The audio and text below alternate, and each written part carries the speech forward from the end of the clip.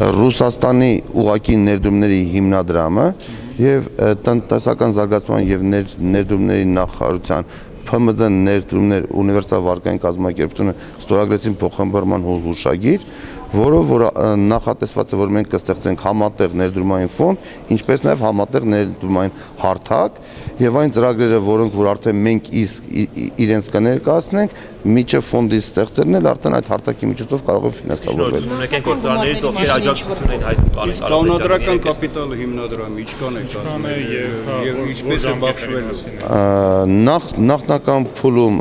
մեր ռուս գործընկերների կողմից հնչեցրեց, որ առաջի փուլում առնվազն 50 միլիոն իրենց կողմից կտրամադրվի եւ համարժեք նաեւ գումարներ մեր կողմից եւ դա անընդհատ այդ գումարները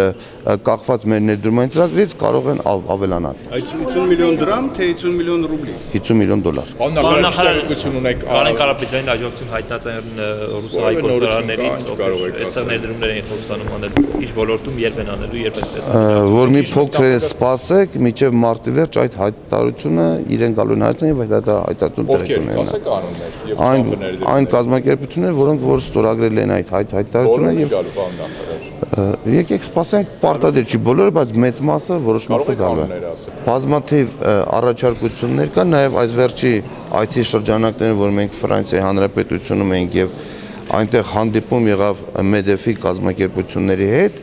2-3 կազմակերպություն արդեն իսկ հետաքրքրություն են հայտնել եւ մոտ ժամանակներս այց են կատարելու Հայաստանի Հանրապետություն, որպեսզի ներդրումներ իրականացնեն, դա հիմնականում դեղագործական սննդի արդյունաբերության ոլորտով են հետաքրքրված, ինչպես նաև գնում են հայտնած Օրանժը, Carrefour-ի գործերը լավ չեն, ո՞նց է գալիս, եթե այստեղից գնում են մյուսները։ Ես համաձայն չեմ, որ ֆրանսիական ներդրումները գնում են, Օրանժի գործարքը դա եղել է բիզնես գործարք, դա վաճառքի տեղ ունեցել, իսկ Carrefour-ը մի Հայաստանում գործում է։ Պարոն նախարար, իսկ այդ օտար երկրի ներդրողներին չի մտահոգում Հայաստանի փակ սահմանները, շրջափակումը։ Հակառակը օտար երկրի ներդրումներին Հայաստանի Հանրապետության օտար երկրի ներդրումների համար գրավիչ է այն հանգամանքով, որ որտեղ սահմանները փակ են, այլ Հայաստանը այն հարթակն է, որը որ օտար երկրի ներդրողներն հնարավորություն են ստեղծում մուտք գործել, շատ մեծ շուկաներ, դա Եվրասիական տնտեսական միության շուկան է, որի անդամն ենք մենք, դա այն արտոնյալ ռեժիմներն է, որից մենք օգտվում ենք, դա Եվրամիության հետ GSP+ ազատականացված ռեժիմն է, Ամերիկայի Միացյալ Նահանգների, Կանադայի, Ավստրալիայի եւ մի շարք այլ երկրների GSP+։ Լարսի ճանապարհի մասին տեղյակ եք։ Այո, բոլորն էլ տեղյակ են, բացի դրանից մենք դրա լուծումներն կան արդեն նախանշված են եւ մոտ ժամանակներից Հայաստանը ավելի քան 2 տարի է ԵՏՄ անդամ է, օրինակ անցած տարի ներդրումները օտար երկրի ուղղակի, եթե չեմ սխալվում, մոտ 100 միլիոն դոլար էին մեր տնտեսության մեջ, մոտավորապես։ Եթե համեմատենք Վրաստանի հետ, մոտ 15 անգամ պակաս։ Ես հիշում եմ, երբ որ մենք անդամակցում էինք ԵՏՄ-ին, մեծ լուրջ ներդրումներ էին խոստանում, հա, բայց կարծես թե իրականություն չդարձան այդ ներդրումները, չկարող եք ասել այս կապակցությամբ։ Ես մենք